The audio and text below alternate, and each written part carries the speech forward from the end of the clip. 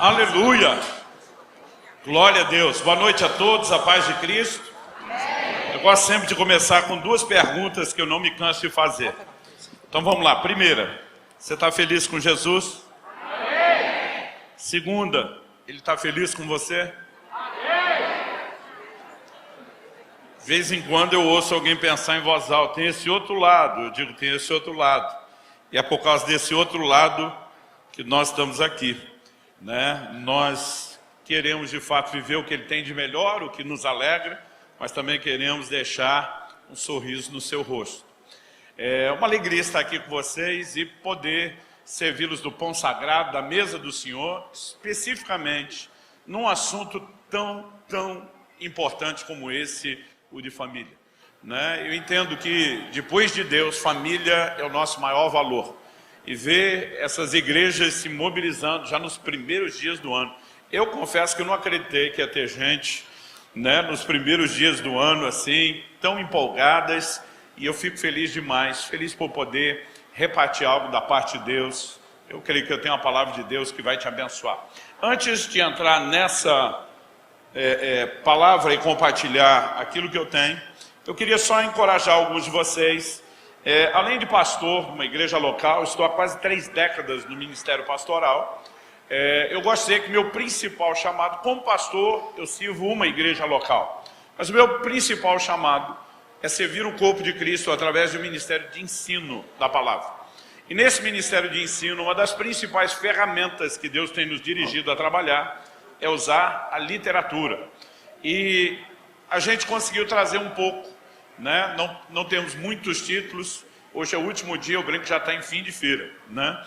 Mas a gente conseguiu trazer alguns livros que vão estar à sua disposição no final da reunião. Um deles é o que eu tenho chamado de a obra da minha vida, é o livro Graça Transformadora.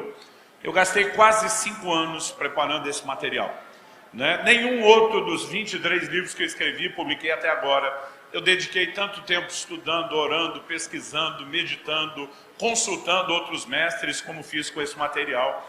Eu acredito que é uma das maiores chaves para a frutificação da vida cristã. Paulo diz em Colossenses 1,6, o evangelho está crescendo, né, prosperando entre vocês. Ele diz, desde o dia em que vocês ouviram e entenderam a graça de Deus na verdade. O entendimento correto da graça faz toda a diferença. Eu sei que o tamanho do livro assusta alguns. São 416 páginas. Todo dia um irmão falou para mim, pastor, por que 416 páginas? Eu falei, porque eu resumi. Aí ele ficou me olhando sem acreditar, tipo, tá de brincadeira. Eu falei, o pior que não. Eu falei, mas livro grande a gente faz que nem dívida grande, paga parcelado. Então você não precisa ler à vista, de um dia para o outro, né? Nós dividimos o assunto em 20 capítulos, cada um com começo, meio e fim. No final de cada um deles tem uma recapitulação para te ajudar, né, no processo. E junto com o livro vem um curso online. Então cada um dos capítulos virou uma aula. Nós temos mais de 10 horas gravado, né? São 20 aulas. Então se você tiver dificuldade mesmo de ler, a gente tem uma outra ferramenta para te abençoar, que é o curso. Se você quiser, pode usar os dois. Esse material tem chegado nas livrarias, foi publicado pela editora Vida, a R$ 69,90. Eu vou disponibilizar ele para vocês aqui. Os primeiros 100 e poucos que adquirirem, eu acho que considerando que normalmente é um por família, não por pessoa, deve dar aqui para todo mundo. Eu vou dar de presente um outro livro que me abençoa demais. É o livro De Dentro para Fora. No início do ano passado, no início do ano retrasado, que acabamos de virar, né? No início de 21, eu fui muito abençoado por esse livro. O Espírito Santo falou comigo, quando você for promover o Graça Transformadora, promova esse livro. Então, esse aqui nós vamos dar de presente para quem adquirir o primeiro. Tá? Esse livro chega nas livrarias a R$ 34,90. Quer dizer, só aqui tem mais de R$100.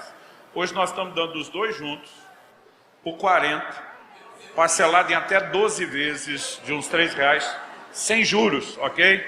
Então você pode, é sério, tá parcelando qualquer valor de livro lá, porque a nossa intenção não é fazer comércio, é te abençoar. Eu não ganho nada com a venda dos livros, a pequena margem que nós temos na venda direta ajuda ainda o nosso ministério. E tem também ali alguns exemplares do livro do meu filho, Israel Subirá, Mate o Dragão, a batalha pela pureza sexual. Acredito que essa ferramenta também vai te ajudar bastante. Se você achar que tem liberdade para isso com o vizinho, só se você realmente acreditar que tem liberdade, fala para ele, deixa Deus te usar, vaso. Me dá um livro desse de presente no final. Vai que cola. Queridos, nesses dias, nessa semana, ministrando sobre família, a gente tem abordado vários assuntos. As pessoas me perguntam, pastor, o senhor tem um assunto de preferência? Eu digo não. Eu escrevi um livro intitulado Propósito da Família, infelizmente eu não tenho ele aqui. Nele a gente fala primeiro de família, depois do matrimônio. Recentemente, em 2021, eu acho, eu digo nós porque esse eu escrevi junto com a minha esposa Kelly, publicamos um outro livro intitulado Como Flechas, preparando e projetando os filhos para o propósito divino. Também não temos esse material aqui, mas são duas indicações que você depois pode adquirir online.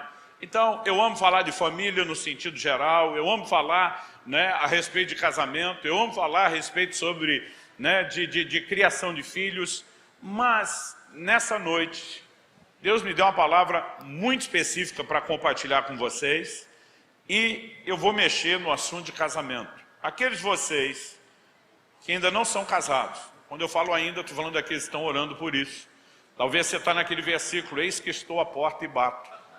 Se alguém ouvir a minha voz e abrir a porta, ou talvez os anos foram passando, você já migrou para outro versículo do desespero, que vem a mim de modo nenhum lançarei fora, já está aceitando qualquer coisa. Eu quero inspirar a sua fé. Para aqueles de vocês que não planejam, eu não quero que você deduza que o que eu vou falar não tem utilidade. Não, pastor, eu sou um solteiro resolvido, ou um viúvo, ou me converti, já divorciado, estou bem assim. Porque tudo o que nós entendemos da palavra de Deus não ajuda sobre família, não ajuda diretamente apenas a nossa família. Mas nós somos instrumentos que Deus quer usar para ajudar outras pessoas. E talvez aquilo que você vai ouvir possa te ajudar a ajudar alguém mais. Então, eu não sei qual é a razão pela qual Deus me deu uma palavra tão específica, mas eu tenho certeza de que há um propósito nela, e no final nós vamos orar, não apenas no foco da palavra, pelas famílias em geral, mas eu quero que você abra a sua Bíblia comigo no Evangelho de João, no capítulo 2, e nós vamos ler juntos do versículo 1 ao 11.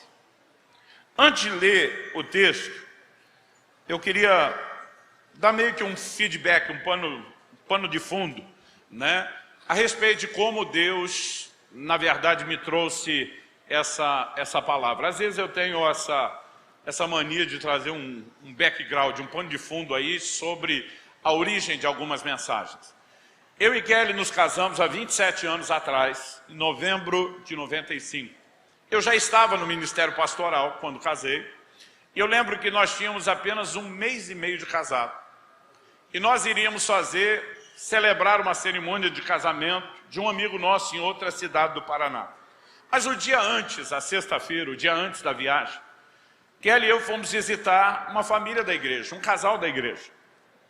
A ideia era apenas almoçar juntos, era uma visita social, Não nos chamaram por nenhum problema específico, nem a gente se posicionou, era apenas aquela coisa, estar junto com amigos. E algo surpreendente aconteceu, nunca vi isso antes nem depois. Mas a verdade é que eu nem lembro se a gente almoçou. Porque quando nós estávamos perto de almoçar, uma bomba estourou. E nós descobrimos que aquele casamento vinha sendo apresentado apenas como uma fachada. Havia adultério das duas partes, múltiplos, agressões. A coisa estava mais feia do que a gente podia imaginar. E o negócio estava tão feio, que nós começamos a ministrar aquele casal perto do meio-dia, por isso que eu digo que eu não me lembro se a gente almoçou. E nós saímos da casa deles 00:30. Agora, a situação estava tão difícil que quando nós saímos, Kelly e eu, no dia seguinte pela manhã, iríamos viajar para o norte do Paraná. A gente morava mais ou menos no centro-oeste, estava umas 4 horas pelo menos de viagem, para fazer aquela cerimônia de casamento. Eu ficaria no domingo para pregar na igreja, voltaria só na segunda. E nós ficamos com medo. de até a segunda-feira, quando a gente voltar, o casal, um dos dois se matar um ao outro. Então a gente tomou a decisão, nós falamos, olha, nós vamos continuar trabalhando com vocês e não vamos perder vocês de vista. E nós decidimos exigir que eles fossem conosco para a viagem. Pensa numa viagem turbulenta, aqueles dois quebrando o pau no banco de trás, a gente do banco da frente tentando intervir, apartar, ministrar, aconselhar, né? Foi um negócio que eu ficava me perguntando o que é que eu fiz. Como a gente foi lá só para almoçar e não imaginava sair 00:30, acabou que nós chegamos em casa e tivemos que preparar as malas, preparar para a viagem, tudo de última hora, fomos dormir tarde, tínhamos que sair cedo. Então quando cheguei lá nessa viagem longa, ainda mais com a viagem turbulenta, com aquele tipo de passageiro, eu lembro que eu estava muito cansado, mas muito cansado. E esses irmãos, como era sábado, seguindo a tradição, que já não é mais só do Rio de Janeiro, virou propriedade do Brasil todo, nós nos ofereceram uma feijoada. E aquela feijoada, embalada com todo o cansaço, me turbinou, me preparou para dormir. Eu lembro que eu não vi a hora de sair do almoço para descansar um pouco, e o noivo me procura e diz para mim, pastor, o que é que o senhor vai pregar hoje à noite no meu casamento? Falei, não sei. Ele, como não sabe? Falei, meu amigo, casamento, eu falo de 10 a 12 minutos. Eu gosto que a cerimônia seja curta, rápida. Eu não gosto nem de pensar muito, né, para o negócio não ficar comprido. Eu vi a cara de decepção dele. Eu não sei o que ele tinha planejado, agora estamos falando do noivo, o amigo que eu ia casar. Eu não sei o que ele tinha planejado para a cerimônia dele. Eu acho que ele imaginou que ia ser um culto de avivamento, com cura, batismo do Espírito Santo, libertação, apelo para a salvação.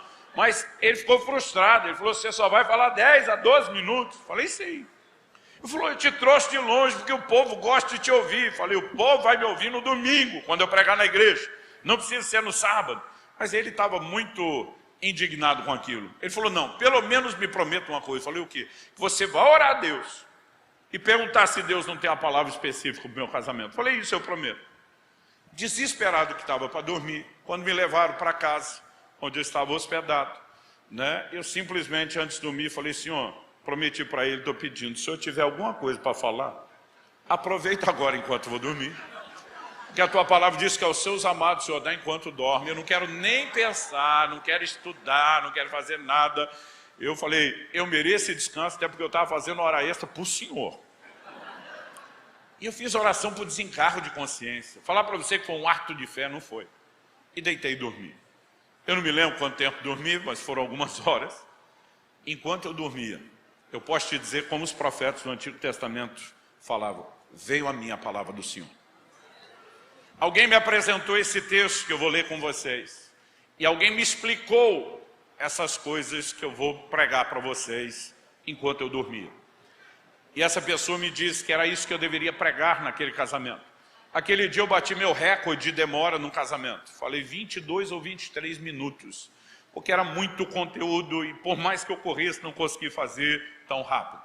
Hoje não estou com a mesma pressa, mas prometo não fazer da noite muito longa também. Mas quando eu acordei impactado com aquilo tudo, eu não me lembro de nada visual. É como se o sistema de vídeo no sonho tivesse desligado. Eu só lembro do áudio. A voz de uma pessoa falando comigo e explicando aquelas coisas. E quando eu acordei, eu tomei nota imediatamente daquelas coisas que eu ouvi. E é isso que eu quero compartilhar com vocês. Mas o que eu posso dizer é que essa palavra foi a base da restauração daquele casal que viajou conosco. A primeira coisa que eu pensei, falei, Deus deu essa palavra por causa desse casal. Mas aquele casal não foi apenas restaurado. Até hoje, eles estão trabalhando na restauração de casais. E de gente que estava no estado pior do que eles, porque até então eu nunca tinha visto ninguém pior do que eles. O amigo que se casou, alguns anos depois, ele veio ter um problema sério e o casamento dele sucumbiu. No momento em que estavam decidindo pela separação, ele e a esposa, meio que num gesto de despedida, resolveram assistir junto à cerimônia de casamento. Porque eu costumo dizer que os noivos não estão prestando atenção na pregação do dia do casamento. E nesse dia que eles assistiram, aquilo mexeu com eles. E essa palavra foi a base da restauração do casamento deles. Até hoje, eles estão sendo usados por Deus para restaurar outros casais. E já há 27 anos, eu tenho visto testemunhos, assim, incontáveis testemunhos do que Deus fez a partir do entendimento dessa palavra. Então, dito isso, eu quero que você me acompanhe no Evangelho de João, aí no capítulo 2, do verso 1 até o 11. 3 dias depois, houve um casamento em Caná da Galileia, achando-se ali a mãe de Jesus. Jesus também foi convidado com seus discípulos para o casamento. Tendo acabado o vinho, a mãe de Jesus lhe disse: eles não têm mais vinho. Mas Jesus lhe disse: mulher, que tenho eu contigo? Ainda não é chegada a minha hora. Então ela falou aos serventes: fazei tudo o que ele vos disser. Estavam ali 6 talhas de pedras que os judeus usavam para as purificações, e cada uma levava 2 ou 3 metretas. Metreta era uma medida de aproximadamente 40 litros. Nós estamos falando de 80 a 120. Vamos imaginar a média de 100 litros em cada talha. Jesus lhes disse: enchei de água as talhas. E eles as encheram totalmente. Então lhes determinou: tirai agora e levai ao mestre-sala. E eles o fizeram. Verso 9. Tendo o mestre-sala provado a água transformada em vinho, não sabendo de onde viera, se bem que o sabiam os serventes que haviam tirado a água, chamou o noivo e lhe disse: todos costumam pôr primeiro o bom vinho, e quando já beberam fartamente, servem o inferior. Tu, porém, guardaste o bom vinho até agora. Com este, deu Jesus princípio aos seus sinais em Caná da Galileia, manifestou a sua glória, e os seus discípulos creram nele. Depois disso, desceu ele para Cafarnaum com a sua mãe, seus irmãos e seus discípulos, e ficaram ali não muitos dias. Acabei lendo o verso 12, mas nós vamos focar até o 11. A primeira coisa que me foi dito enquanto eu dormia, quando esse texto foi lido, é que essa era a história de um milagre num casamento. Eu comecei meu ministério muito cedo, garoto, e eu me trancava horas, todos os dias, em oração. Eu lembro que na época eu trabalhava num banco, do meio-dia até às 6, 6h30, saía de lá direto, para o colegial, hoje o chamado 2º grau, e eu bloqueei minhas manhãs, todas as manhãs, das 7 às 11. Eu ficava trancado no meu quarto orando. A maior parte do tempo orando em outras línguas. A Bíblia diz que o que fala em línguas edifica-se a si mesmo. E algo começou a acontecer como resultado daqueles meses trancado no quarto em oração. Quando eu ia ministrar, as pessoas começavam a testemunhar curas e milagres sem que a gente orasse. Havia cultos específicos onde sim, o Espírito Santo nos dirigia, começávamos a dar a palavra de conhecimento, mas começou a ser uma tônica a manifestação dos milagres. Quando eu acabei indo para o ministério, deixando tudo de lado, o foco era avivamento, curas e milagres. Passamos a depender de Deus e ver milagres de provisão. Ou seja, àquela altura do campeonato, eu já tinha visto todo tipo de milagre, mas honestamente eu nunca tinha visto um milagre num casamento. Mas aquela pessoa me diz: olha, embora você tenha visto milagre em tantas áreas, e não tenha visto num casamento, porque antes do meu eu falei para Deus: se o Senhor fizer algo para esse casal, eu nunca mais duvido de nada que o Senhor possa fazer para família alguma, para casamento nenhum. Porque eu falei para Deus: essa só é a praia que eu não vi muito milagre. E aquela pessoa no sonho, retomando minha conversa, dizia: essa é a história de um milagre num casamento. E ele diz: mas não é só um milagre. Ele diz: esse foi o primeiro dos milagres que Jesus operou. E aquela voz me diz: perceba que o primeiro milagre não foi um milagre de cura, não foi um milagre de provisão, não foi libertação. O primeiro milagre foi num casamento. E ele diz: isso não é acidente, não é aleatório. Ele disse: se há uma área de necessidade onde Deus quer intervir, é nas famílias. A família é uma instituição divina. E esse é um ambiente onde Deus também quer operar milagres, inclusive no casamento. E aquilo me chamou a atenção, inspirou a minha fé. E de repente ele me fez olhar para esse texto. E eu vou fatiá-lo para que a gente entenda melhor. Primeiro considerando o problema e a solução. Depois, em segundo lugar, ele me fez entender o processo do milagre. Para somente em terceiro lugar, falar um pouco sobre o resultado. Eu quero seguir essa ordem. Em primeiro lugar, eu quero falar do problema e a sua solução. O pano de fundo dessa história envolve o quê? A falta de vinho. O vinho acabou. Gente, festa de casamento naquela época não era como hoje. Normalmente, As pessoas casam e têm uma festa de algumas horas, 2, 3 horas, não costuma ser muito mais do que isso. Quando você olha para os povos antigos do Oriente, incluindo os hebreus, era comum, você vai ver isso, né, em Sansão e outros exemplos bíblicos, que houvesse uma semana de festa. Eu fico imaginando o quanto custava, né, você bancar a comida uma semana para os convidados. Em algum momento, nós não sabemos quando, acabou o vinho. E quando o vinho acabou, Maria, mãe de Nosso Senhor que estava ali, ela já vai procurá-lo e diz, olha, acabou o vinho. Ela está provocando, né? E ele diz, olha, ainda não é chegada a minha hora. Ela não aceita não, vira para os servos e diz, o que ele mandar, vocês façam. Mas a pessoa que falava comigo no sonho, outro dia alguém falou, pastor, o senhor acha que era um anjo? Eu falei, honestamente, eu não sei dizer. Pode ser que tenha sido um anjo, pode ser que seja uma pessoa virtual só do sonho. Eu não vou inventar explicação para aquilo que eu não tenho.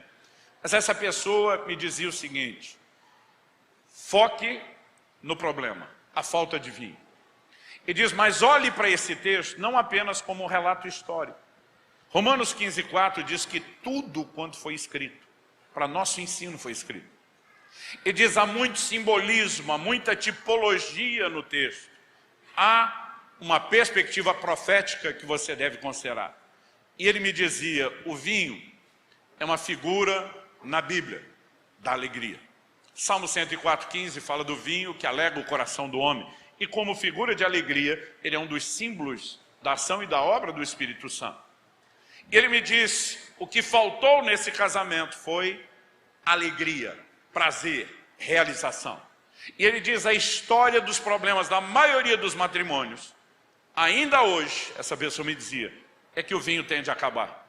A alegria, o prazer, a realização tende a acabar. Algumas pessoas às vezes me perguntam, pastor, por quê? Eu digo, olha, os motivos podem ser muitos. Mas para mim, descarado, eu botaria na frente as diferenças.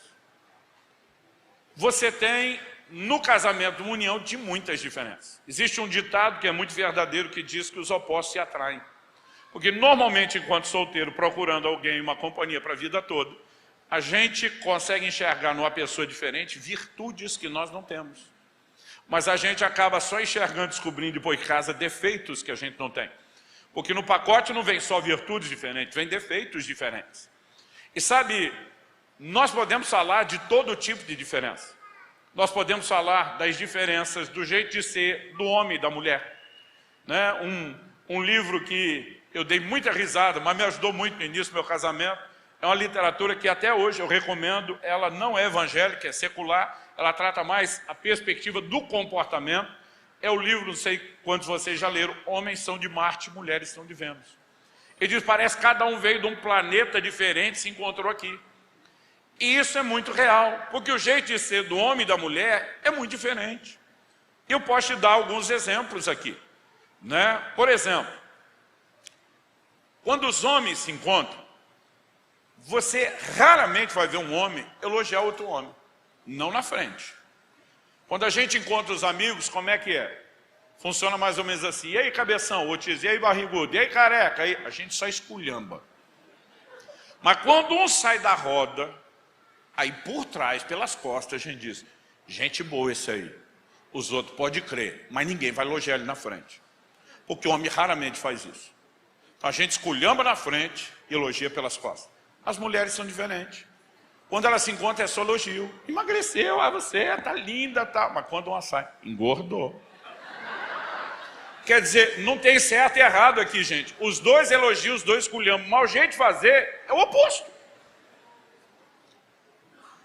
Os homens se reúnem para já que o crente não tem happy hour, um lanchinho de fim de tarde. Para quem cresceu no interior de São Paulo como eu, a gente diria na época que era no máximo, quando a condição estava boa, era comer um pão com mortadela e tomar uma tubaína. Aí chega lá a conta, deu tipo R$37, estão em 4. Cada um puxa uma nota de R$20 e joga na mesa. O cara pode estar quebrado, desesperado, precisando de grana, mas ele quer fingir que está sobrando. Todo mundo joga vintão, ninguém pega nem o troco. As mulheres nunca fariam uma cena dessa, porque elas não têm esse orgulho para sustentar do homem, são de uma praticidade incrível. O que elas vão fazer? Uma delas vai pegar o celular, dividir a conta, inclusive os centavos, todas elas vão tirar uma bolsinha de moeda de dentro da bolsa, para pagar inclusive os centavos, e vão quitar a conta certa. De novo, não estou dizendo que tem certo e errado, mas a gente pode ir longe. As diferenças do jeito de ser são enormes. Aí acrescente-se a isso diferenças de temperamento. Acrescente as diferenças de temperamento as de criação, como o pastor Marquinhos falou. Eu, por exemplo, quando me comparava com o pai que eu tive, na minha maneira de tocar e conduzir meu casamento, eu me achava um anjo. Porque papai, assim, coronel era patente baixa, pro estilo mandão dele, né, dominante dentro de casa. Mas o que eu não sabia é que minha esposa cresceu num ambiente com uma figura paterna totalmente diferente da minha. Meu sogro era um sossego, não levantava a voz para nada. Então, enquanto eu me comparando com meu pai me achava um anjo, ela me comparando com o dela, me comparava mais para um demônio. Porque ela dizia estouradinho, exaltadinho. E eu achando que estava arrasando. Tipo assim, saiu uma versão melhor na próxima geração. Sabe, as diferenças são gigantes. As diferenças de criação geram alguns desafios para nós. Por exemplo, quando Kelly e eu chegamos à lua de mel, fomos fazer a primeira compra no supermercado. Quando chegamos no supermercado, eu lembro exatamente quando eu tirei o vinagre da sacolinha e guardei na geladeira. No dia seguinte fui procurar o vinagre, não estava na geladeira. Perguntei para minha esposa, meu amor, não achei o vinagre, ele não está mais na geladeira. Por acaso você teria guardado em outro lugar? Ela falou, sim, claro, guardei no armário. Eu falei, por quê? Ela disse, porque ele não estraga, ele não precisa ficar na geladeira. Eu falei, mas eu gosto dele geladinho. Ela falou, não, meu amor, você gosta da salada geladinho, mas o alface já está na geladeira. Você não precisa de um vinagre gelado. Eu como não. Ela falou, meu amor, quando você toma limonada, a água está gelada, o limão está gelado, o açúcar não precisa estar gelado. Quando eu perdi a razão, apelei. Falei, minha avó guardava na geladeira, minha mãe guardava na geladeira, e eu quero guardar na geladeira. Ela olhou para mim e falou, minha avó guardava no armário, minha mãe guardava no armário, eu quero guardar no armário. Não falei nada, peguei no armário, usei e guardei na geladeira. Ela ia tirar da geladeira, punha no armário, eu tirava. Gente, eu não sei quanto tempo isso levou. Pensa num vinagre móvel lá em casa. Esses dias alguém me perguntou, onde é que está? Eu falei, lógico, está no armário. Já no início do nosso casamento, minha mulher usou de astúcia comigo. Um dia eu parei o carro na oficina fazer alguma coisa, ela foi dar uma opinião. Eu falei, amor, esse negócio de carro deixa com os homens. Assim como o negócio da casa eu deixo com você. Ela falou, por mim fechou. Você manda no carro, na casa? Eu falei, fechou. Quando eu falei fechou, ela me deu a mão. Falou, minha primeira medida como quem manda na casa oficialmente, o vinagre fica no armário. Eu preferia que ela tivesse dado opinião no carro. Mas você vai descobrir coisas que nunca imaginou. E não tem curso de noivo que prepare você para pensar onde é que vai guardar o vinagre. E se resolver isso, vão surgir outras questões. A verdade é que quando as diferenças vão aparecendo, somado a tantas outras coisas, nós podemos viver desgastes que começam a contribuir para que o vinho, a alegria, o prazer, a realização desapareça. Mas se esse é o problema, mais importante do que reconhecê-lo, é a gente focar no quê? Na solução. De onde veio a solução? Do fato de que Jesus estava lá. Ele não foi chamado de última hora quando o problema surgiu. Ele foi convidado para estar no casamento. A Bíblia diz, sua mãe também foi convidada, ele e os seus discípulos foram convidados. E quando o problema surgiu, porque estava lá, pôde agir. E algo que eu e você precisamos entender é a importância de cultivar a presença de Deus nos nossos matrimônios, nas nossas casas. Gente, vamos olhar para Adão e Eva. Quando Deus criou o primeiro casal no jardim, eu brinco que ele não respeitou nem a lua de mel dos dois. Todo santo dia ele ia visitar os dois. Ele está dizendo, vocês podem festar à vontade, mas eu quero ser parte da vida de vocês, eu não quero estar longe. E eu e você precisamos entender, não significa que quem nunca o teve não possa buscar ajuda nessa hora, mas cultivar a presença dele fará toda a diferença quando as necessidades surgirem. E quando eu olho para esse texto, algo que fica muito claro para mim, é que mesmo não tendo sido chamado na hora do problema, mas sim porque estava ali, ele pôde intervir. Agora, na hora dele intervir, nós vemos algo interessante. A mãe fala para os serventes, façam o que ele mandar. Se nós queremos ter milagres nos nossos matrimônios, nós precisamos entender a importância de obedecer ao que ele fala. Tudo aquilo que eu vou falar não faz sentido se você não tiver um coração inclinado a sujeitar-se à palavra de Deus. Porque algumas pessoas, simplesmente, elas chegam no final da reunião e querem que, com uma oração, a gente conserte o que eles levaram a vida inteira, trabalhando contra e sem sequer arrumar os princípios que foram quebrados. Eu gosto sempre de usar uma frase: o princípio que você quebra vai quebrar você. É uma questão de tempo. E muitas vezes nós queremos a reversão do quadro sem consertar.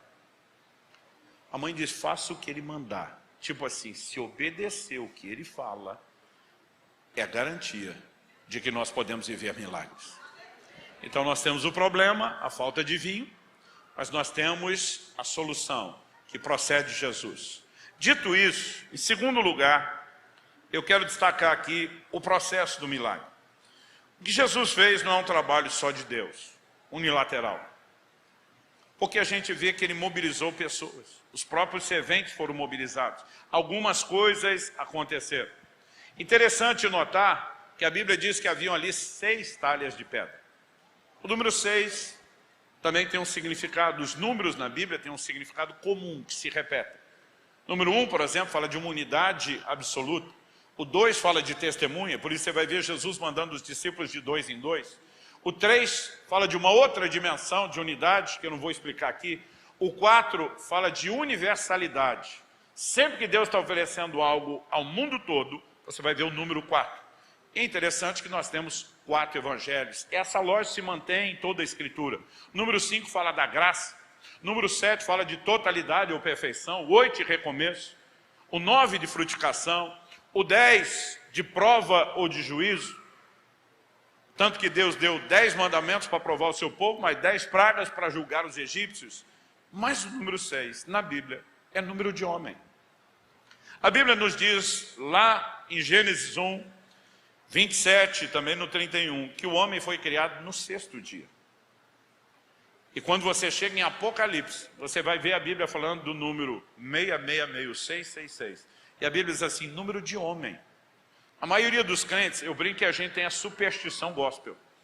A maioria dos crentes tem problema quando vê o número 666. Se a placa do carro for 0666, o crente diz, não compro, e ainda deve largar um tá amarrado. Eu trabalhei numa agência bancária, não era o número da agência, mas o número do prédio na rua era 666. Toda vez que eu entrava, só faltava largar um cruz credo, sangue de Jesus tem poder, coisa do gênero. Porque a gente acaba criando suspensão, mas a Bíblia não diz que é número do Satanás, diz que é número de homem. O número 6 em toda a Escritura fala de algo que é humano, e a Bíblia está dizendo que haviam ali 6 talhas. A participação do homem não se vê só pelo trabalho dos servos, mas no simbolismo do número 6. E eu e você precisamos entender que esse milagre não depende só de Deus. Ele depende de nós e da nossa participação. Também não vamos vivê-lo sem Deus. Mas Deus, de alguma forma, decidiu que não vai fazê-lo sem a nossa participação. A segunda coisa que me explicaram sobre a tipologia diz respeito às próprias talhas. Honestamente, eu não sei qual é a etimologia, a origem da palavra.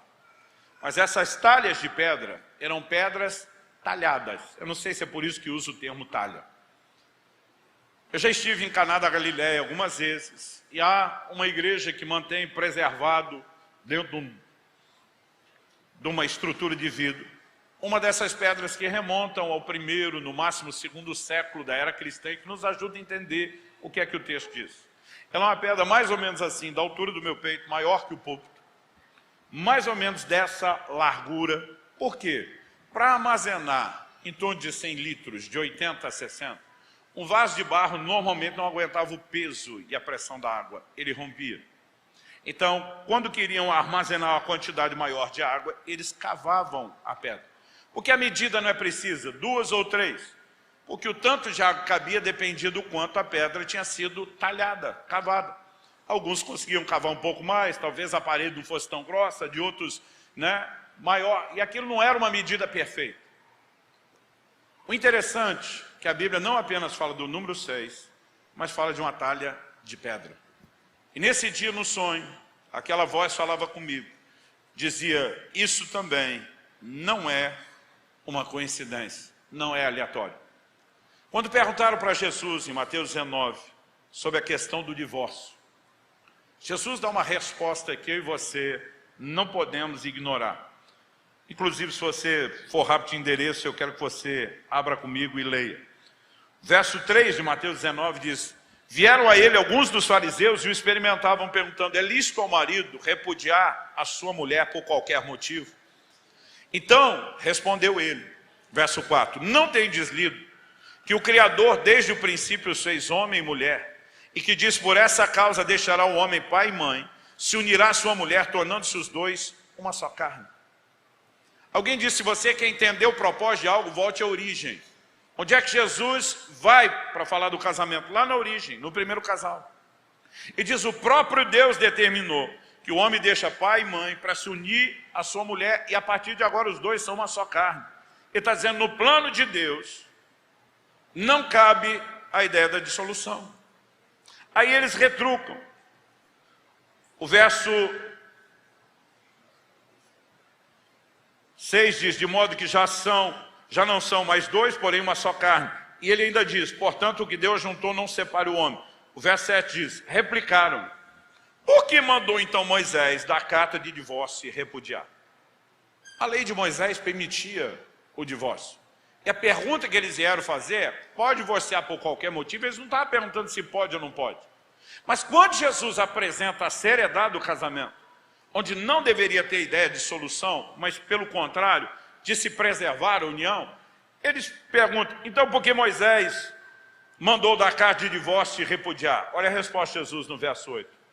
Respondeu-lhe Jesus, por causa da dureza do vosso coração, é que Moisés vos permitiu repudiar a vossa mulher. Entretanto, não foi assim desde o princípio. Jesus está dizendo que Moisés institui da parte de Deus depois, é uma exceção, mas não a revelação do propósito. Ele diz a razão da exceção, a dureza do coração de vocês. Mas sabe o que Deus diz em Ezequiel, no capítulo 36, no verso 26, quando ele anuncia a chegada da nova aliança? E diz, eu vou tirar de vocês um coração de pedra, e eu vou dar um coração de carne. Jesus está dizendo agora, na nova aliança, o coração de pedra, a dureza de coração, que não permitia um casamento sobreviver, ela está sendo removida. E agora, nós podemos voltar ao plano original. Então Jesus está dizendo que Moisés deu, foi em caráter de exceção, não foi assim antes, não será assim depois. O divórcio tem sido banalizado no meio cristão. Mas quando nós olhamos para a doutrina bíblica, nós tínhamos que tratar esse assunto com muito mais seriedade. Agora, o que eu e você precisamos entender, que as talhas falam da dureza do coração. Boa parte do nosso problema, gente, diz respeito à dureza do coração. Quando a gente olha a essência do que é ser cristão, Jesus disse, se alguém te bater na face, vira a outra. A nossa inclinação não é essa não, a gente bateu, levou. Mas nós queremos viver a plenitude do Evangelho sem os passos do Evangelho. Ele disse, se te obrigar a caminhar uma milha, vai a segunda. Se alguém quiser tomar em demanda a sua capa, entrega também a túnica. Tente imaginar você um casamento onde, em vez de brigar por tudo, a gente entende o que é ceder. Mas a maioria de nós não consegue pensar numa perspectiva parecida. Por quê? Por causa da dureza do coração. Mas é exatamente aqui, no cerne do problema, que Deus quer mexer. A outra coisa que essa pessoa falou comigo naquele sonho foi que eu não poderia ignorar a água. E diz, a água foi a matéria-prima do milagre. E diz, Jesus poderia ter estalado os dedos e ter feito aparecer vinho numa pedra vazia, numa talha vazia. Mas por alguma razão ele decidiu não fazer. Ele diz, primeiro vocês encham de pedra. Ele está dizendo, encham a pedra de água. E essa é a parte de vocês. Ele diz, depois que você coloca a água na talha de pedra, eu transformo em vinho. A água é a matéria-prima do milagre. E se nós não entrarmos com a matéria-prima, ele não vai trazer o produto final. O que a água simboliza? No Novo Testamento, ela tem dois significados básicos. Em Efésios 5:26, quando a Bíblia está falando de como o marido deve amar sua esposa, a esposa sujeitar ao marido, na figura de Cristo e a igreja. A Bíblia fala, dando exemplo, que Cristo entregou-se a si mesmo pela igreja. Ele diz para santificar pela lavagem de água da palavra. Um dos significados da água nas Escrituras é que ela simboliza a palavra, inclusive no processo santificador de limpeza. Mas um outro significado da água sempre está relacionado à ação do Espírito Santo. Em João no capítulo 7, nos versos 37 a 39, nós vemos que no último dia da festa, o grande dia da festa, Jesus se levanta e exclama: se alguém tem sede, venha a mim e beba. Ele diz: quem crê em mim, como diz a Escritura, do seu interior fluirão rios de água viva. E o texto diz: isso ele disse a respeito do Espírito Santo, que haveriam de receber os que nele crescem. Alguém me perguntou: pastor, se a água simboliza essas duas coisas, tanto a palavra como a ação do Espírito Santo, do que o texto está falando? De qual delas? Eu respondi para as pessoas, eu não perguntaria de qual delas. Eu apenas entenderia que ele está falando das duas coisas. Nós precisamos ser cheios da palavra e cheios do Espírito Santo. Aliás, Jesus diz: errais não conhecendo as Escrituras e nem o poder de Deus. Quando falta uma dessas coisas, nós estamos incompletos. Se você perguntar ao pastor qual das duas asas é mais importante, é lógico que o pastor não responde, mas se pensasse como nós, diria o quê? As duas são necessárias. O que eu e você precisamos entender e crer é que quando decidimos, apesar de uma talha de pedra, nos encher da água. E aqui nós podemos dizer algo mais. A lógica é que quanto mais água tivesse dentro da talha, mais vinho Jesus poderia operar. E já que essas talhas eram pedras talhadas, quanto mais eu e você nos deixamos ser trabalhados por Deus, mais podemos ser cheios da palavra e do Espírito Santo. E quanto mais cheios estamos, maior é a intervenção que Deus pode operar. Gente, ao longo de 27 anos de matrimônio, eu tenho percebido que a compreensão da palavra faz toda a diferença no relacionamento. Eu e minha esposa, quando casamos, descobrimos depressa essa diferença do tom de voz. Eu tentava explicar para minha esposa: não é que eu falo alto, meu pulmão é que é forte. Às vezes ela dizia: tu deve ter uns 8 pulmões aí dentro. Porque quando percebia já estava falando alto. Mas a gente começou, logo recém-casado, a discutir, não no sentido de brigar, mas discutir um assunto que não. Ela falava na época, não fala mais isso hoje, mas é o que a maioria das esposas se queixam para os maridos. É a famosa frase: não é o que você fala, é como você fala. E eu dizia: meu amor, não pode ser assim. Eu falei: às vezes você acha que um tom exaltado, o como eu falo, é pior do que? Então, se eu xingar alguém num tom dócil, está tudo bem? Eu dizia: é claro que não, e nem você vai concordar com isso. Eu dizia: não é um ou outro. Eu acho que o que fala é o que tem que ser levado em conta.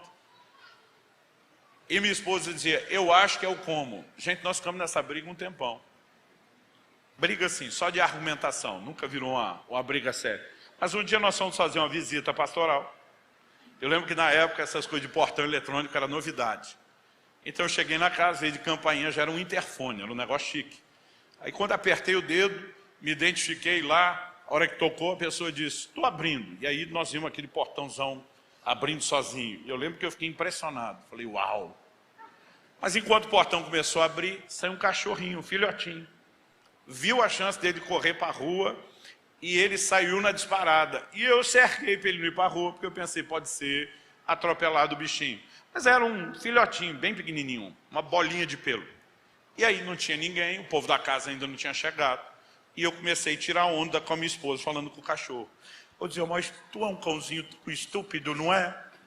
Querendo ir para a rua e ser atropelado, só bolinha de pelo. Mas eu falava do jeito que as mulheres falam com o nenê. Mas esculhambando o cachorro. Ela disse: pode parar que eu estou entendendo. Eu não sei quanto tempo a gente levou nessa discussão, nessa medição de força. Um dia eu estava lendo a Bíblia, eu caí em Colossenses capítulo 4, verso 5, que diz assim: a vossa palavra seja sempre temperada com sal, para saberes como responder a cada um. O que Deus precisou mostrar para ela é que o que também conta, e para mim o como também conta. Não é um ou outro, eram as duas coisas. Mas quando você bota material para dentro, a palavra, Deus tem o que trabalhar em você. Eu tenho percebido que em momentos onde minha esposa quis dar algum conselho, orientação, abrir um debate, e eu não estava aberto. Minha esposa um dia falou, eu devia ter feito um curso de direito antes de casar com você para saber argumentar. Eu dizia, meu amor, se você provar o ponto, a lógica, estamos juntos. Se for uma coisa eu acho, é muito difícil decidir. E eu lembro de um dia, eu estava no meu quarto orando, aquele momento quebrantado, facinho. Daqui você fala para Deus, pode pedir qualquer coisa. E o Espírito Santo falou para mim algo parecido com o que ele falou para Abraão. Ouve Sara, sua mulher. Eu falei, sério que o Senhor vai ficar do lado dela? Porque na cabeça da gente sempre é uma medição de força. Ele diz, eu estou do lado dos dois. Ouça a sua mulher. Sabe quando você tem a palavra e o Espírito Santo? Há momentos onde aquilo que nas nossas limitações a gente não conseguiria, Deus vai nos dirigir. Quando as pessoas nos perguntam, pastor, qual o segredo de um casamento bem-sucedido, de filhos bem criados? Eu costumo dizer às pessoas, colocamos um versículo no nosso convite de casamento. Lá do Salmo 48, acho que 10, se não me engano. Falando de Deus, Ele será o nosso guia até a morte. A gente decidiu andar pelo que a palavra de Deus diz e pela liderança do Espírito Santo. Isso tem feito toda a diferença. Quando eu e você resolvemos encher de água as talhas, Ele pode fazer o milagre dele. Quem está entendendo? Terceiro e último lugar, o resultado. Os resultados do milagre operado por Jesus também têm uma mensagem. O Messala primeiro ficou impressionado com a qualidade do vinho. Ele diz, primeiro as pessoas costumam servir o bom vinho e depois o inferior. Alguns acreditam que isso é uma medida econômica. Então, depois dos primeiros dias de festa, que as pessoas já ficaram impressionadas com o bom vinho, é uma medida econômica, vão meter vinho barato. Um dia desses, um enólogo, eu fiquei impressionado, descobri até o nome que eu não sabia, que é desses experts em vinho, falou, pastor, pode não ser só uma medida econômica.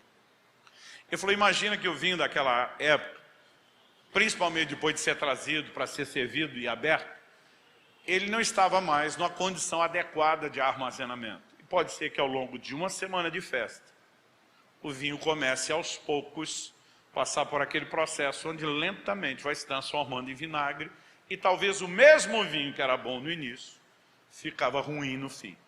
Então não vou advogar o porquê o vinho servido depois era inferior. Mas fato é que mesmo quando não acabava, tendia a baixar a qualidade. E é isso que muitos casamentos, onde o vinho não acabou, às vezes eles vivem. Pode até não ter acabado, mas a qualidade não é a mesma. Mas quando Deus intervém, Ele não devolve só aquilo que se perdeu. Ele oferece algo de uma qualidade melhor do que aquilo que se tinha antes de ter sido perdido. Uma das coisas lindas é quando eu ouço aqueles dois casais, de quando Deus me deu essa palavra 27 anos atrás, que até hoje estão restaurando pessoas. É quando eu ouço eles dizer, o que nós vivemos hoje é melhor do que qualquer coisa que nós vivemos antes da crise. O que veio depois da restauração é melhor. E nós precisamos acreditar que Deus não quer te dar uma espécie de pneu recalchutado apenas. Ele pode te dar o que você nunca teve no seu matrimônio. Mas, uma outra coisa a ser destacada no resultado, é quando Deus faz um milagre como esse, o resultado não visa apenas aquilo que o casal pode provar. Certamente Jesus estava interferindo, salvando a festa daquele casal.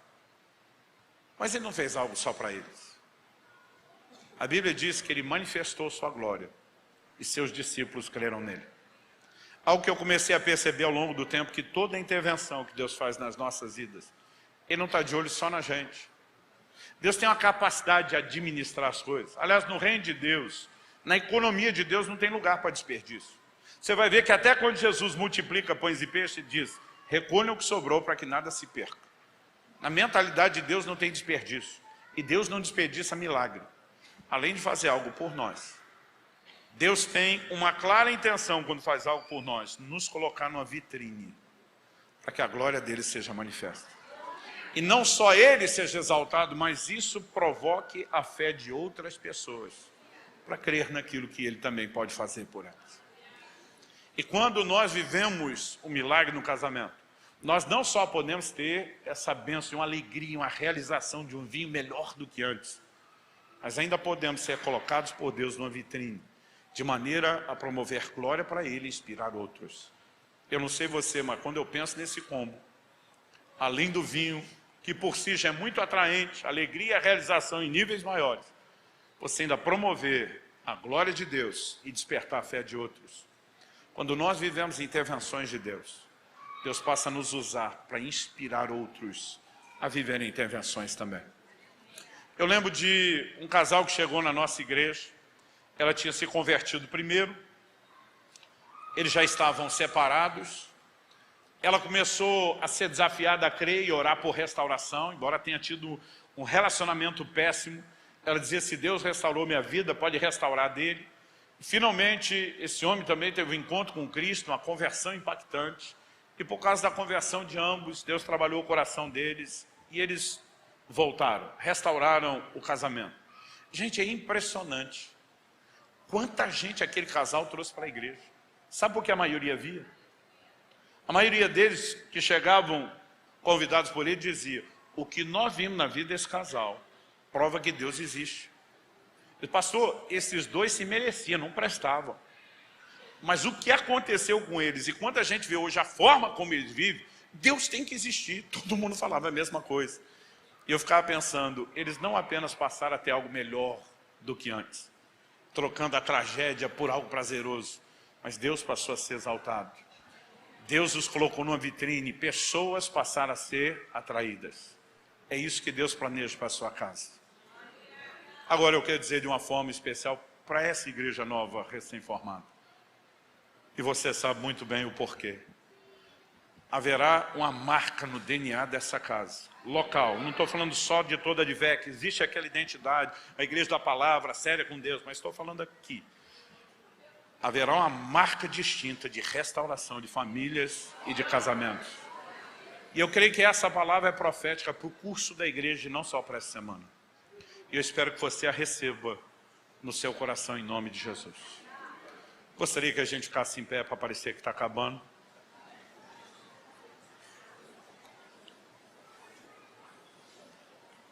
Eu gostaria que nós orássemos. Se você é solteiro, não é casado, mas sonha com isso, eu quero te dizer que desde solteiro eu orava pela minha esposa, eu orava pelos meus filhos, eu orava pelos meus netos. Nunca é cedo para começar a orar por esse assunto. Mas se você é casado e o seu cônjuge está aqui, eu gostaria que vocês orassem juntos, se for possível. Se você é casado e o seu cônjuge não está aqui, eu quero que você ore não apenas por si, mas por ele e pelo matrimônio. Eu gostaria que nós começássemos orando, em primeiro lugar, pelos casamentos aqui representados. Depois nós vamos orar de uma forma geral pelas famílias e por necessidades. Espírito Santo, teu propósito essa noite não é apenas trazer informação e nem só uma aula bíblica. Nós sabemos, como diz Romanos 10:17, que a fé vem por ouvir e ouvir a tua palavra. E eu sei que o Senhor está despertando fé nos corações. Nós sabemos que o milagre vai requerer mais do que apenas fé da nossa parte. A fé precisa nos movimentar numa atitude, numa conduta, ela tem que se expressar por meio de obras. E será necessário alinhamento com a tua palavra. Será necessário rendição e entrega ao Senhor. E eu oro hoje não apenas por entendimento espiritual, mas eu oro por aquele toque do Senhor que provoque resposta, correspondência em cada um. Eu oro por cada casamento aqui representado. Eu sei, ó Deus, que somos imperfeitos e não haverá nenhuma transformação instantânea que mude isso. Mas nós oramos que o curso da vida matrimonial possa ser marcado pela visitação do céu, por essa característica de um milagre no casamento. Eu oro por aqueles cujo vinho acabaram e a esperança também, que o Senhor mude a maneira como eles estão olhando a situação. Mas eu oro também por aqueles cujo vinho não acabaram, para que nem chegue a esse ponto. Talvez haja aqueles que só estão vivendo a queda da qualidade e já podem ver mudança. Enfim, ó Deus, nem há como enumerar as possibilidades de aplicação da tua palavra, mas eu oro que o teu Espírito Santo traga aquela aplicação personalizada no coração de cada um. E mais do que isso, nós oramos por um sopro de vida. Nós oramos que a mão do Senhor se estenda. Nós oramos que este ano de 2023 se inicia. Seja um ano de muita restauração familiar e restauração matrimonial na vida desse povo. Nós oramos em nome de Jesus e para a glória de Deus. Muito mais do que apenas resistir os ataques do inimigo. Nós oramos, ó Deus, que a tua mão se estenda, que o teu poder se manifeste. E que no final desse processo de intervenção, o Senhor seja exaltado. E as pessoas possam crer no Senhor, por conta daquilo que o Senhor tem demonstrado. Nós oramos em nome de Jesus. Essa hora eu clamo pelas demais necessidades familiares. O Senhor prometeu por meio de Malaquias que iria converter o coração dos pais aos filhos e dos filhos aos pais. E nós oramos, ó Deus, que haja reconciliação geracional. Nós oramos, ó Deus, que a mão do Senhor se estenda.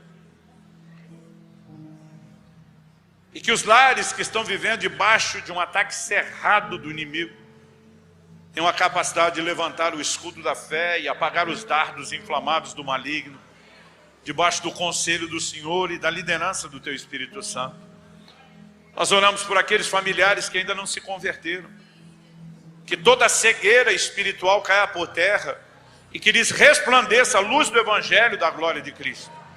Nós oramos por aqueles que se esfriaram espiritualmente ou até mesmo se desviaram e que haja restauração e que esse seja um ano, ó Deus, onde de fato as pessoas possam dizer: eu e minha casa servimos ao Senhor. Nós oramos que o Senhor toque toda forma de necessidades. E desde já, pela certeza de que o Senhor nos ouve, nós nos antecipamos em Te dar glória, honra e louvor. Nós oramos em nome de Jesus. Se você crê e concorda, diga amém. Se você recebe essa palavra, diga: eu recebo, em nome de Jesus. Que Deus abençoe ricamente sua vida, sua casa, sua família. Foi um privilégio poder servi-los do pão sagrado, da mesa do Senhor. E alguém tem que tomar esse microfone de mim, Marquinhos, e terminar essa reunião. Deus abençoe cada um de vocês.